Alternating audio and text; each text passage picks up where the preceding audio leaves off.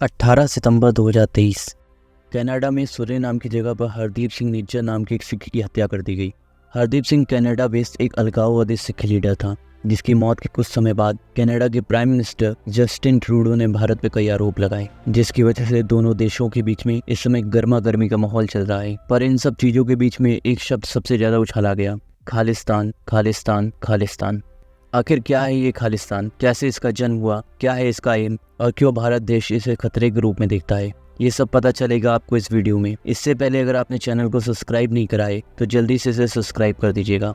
ये जो पंजाब आज हम देख रहे हैं, एक समय पर इसमें 12 मिसलें हुआ करती थी। मिसल एक तरह के छोटे छोटे ग्रुप हुआ करते थे, पर महाराजा रणजीत सिंह के प्रयासों के कारण 1799 से 1849 के बीच में पंजाब का यूनिफिकेशन हो पाया। पर 1849 में दूसरे एंग्लो सिख युद्ध के बाद पंजाब दो हिस्सों में, एक तरफ प्रिंसली स्टेट और दूसरी तरफ ब्रिटिश प्रोविंस में टूट गया। साल 1930 के बाद भारत में अंग्रेजों की पकड़ कमजोर होती जा रही थी और इसी समय पहली बार पंजाब के लिए एक आवाज उठी। लाहौर अधिवेशन में पहली बार मुस्लिम लीग ने एक ऐसे पंजाब की डिमांड करी जो कि एक मुस्लिम स्टेट होगा। सिख हमेशा से मुगलों से संघर्ष करते आए थे, इसलिए अकाली दल ने एक ऐसी होमलैंड की मांग की जो ना हिंदू बाहुल्य हो और ना मुस्लिम बाहुल्य, एक ऐसा होमलैंड जिसे महाराजा और पटियाला कैबिनेट की मदद से लीड करेंगे। अकाली दल ने एक ऐसे पंजाब की मांग की जो आज के पाकिस्तान के पंजाब, भारत के पंजाब, हरियाणा और हिमाचल के कुछ हिस्सों को मिलाकर बनेगा। और अकाली दल की इस पंजाब की राजधानी थी शिमला और लाहौर। भारत की आज़ादी से पहले भारत में कहीं भी सिख मेजोरिटी में नहीं थे, सिर्फ पटियाला एक ऐसा डिस्ट्रिक्ट था जहां पर 41.6% सिख थे।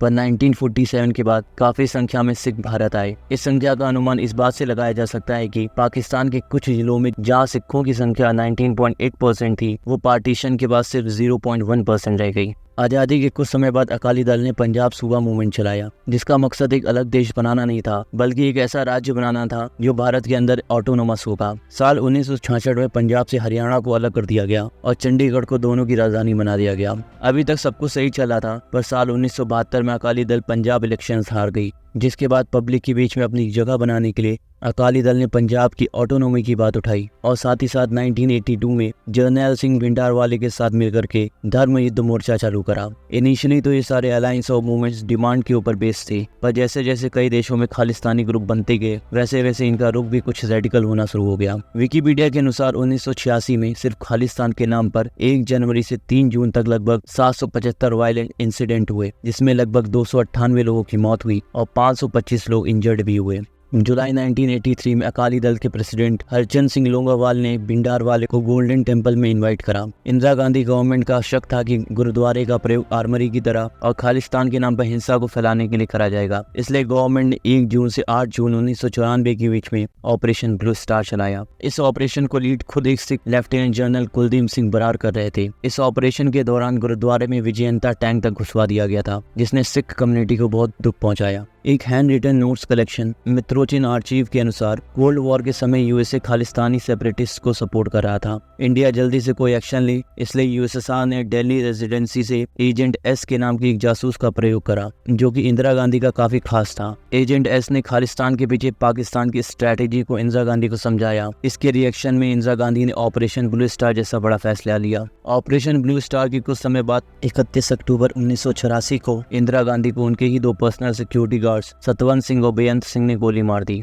इंदिरा गांधी की डेथ के बाद अकाली दल की जो डिमांड्स थी वो पूरी होने के चांसेस और भी कम हो गए। इसके बाद खालिस्तानी ऑर्गेनाइजेशंस ने वायलेंस का हथियार अपनाया, चाहे वो 1987 में 32 हिंदू बस पैसेंजर्स को मारना हो, 1981 का लुधियाना ट्रेन ब्लास्ट हो, या फिर 1985 का एयर इंडिया फ्लाइट का ब्लास्ट ही क्यों ना हो। इन ऑर्गेनाइजेशन ने बर्बरता दिखाने में कोई कसर नहीं छोड़ी। इतना ही नहीं, कई निरंकारी सेक्ट को फॉलो करने वाले सिखों की भी हत्या करने से पीछे नहीं हटे। समय के साथ साथ भारत में तो खालिस्तान की मांग लगभग खत्म ही हो गई, पर भिंडरावाले के सपोर्टर्स जो भारत छोड़कर भाग गए थे, वो आज भी बाहर से खालिस्तान के सपोर्ट में कई प्रोपेगेंडा चलाते रहते हैं। अब सवाल ये उठता है कि भारत में रहने वाले सिखों को खालिस्तानी का अटैक देना सही होगा? तो जवाब है नहीं। गुरु नानक देव, गुरु गोविंद सिंह, भगत सिंह, बंदा सिंह बहादुर, लाला लाजपत राय, हरि सिंह नालवा जैसे और भी कई लोग भारत देश की शान हैं और ये सभी सिख थे। हम सभी को ये समझने की जरूरत है कि खालिस्तानी ऑर्गेनाइजेशन का प्रयोग अलग अलग देश की गवर्नमेंट भारत में इनस्टेबिलिटी लाने के लिए करती है। अगर भारत का कोई सिख अपनी मांग उठाता है या अपनी समस्या बताता है तो उसे खालिस्तानी का टैग देना बिल्कुल गलत होगा। जिस तरह देश हित में पंजाब कभी पीछे नहीं हटा, उसी तरह गवर्नमेंट को भी पंजाब को सुविधाएं देने में सबसे ऊपर रखना चाहिए।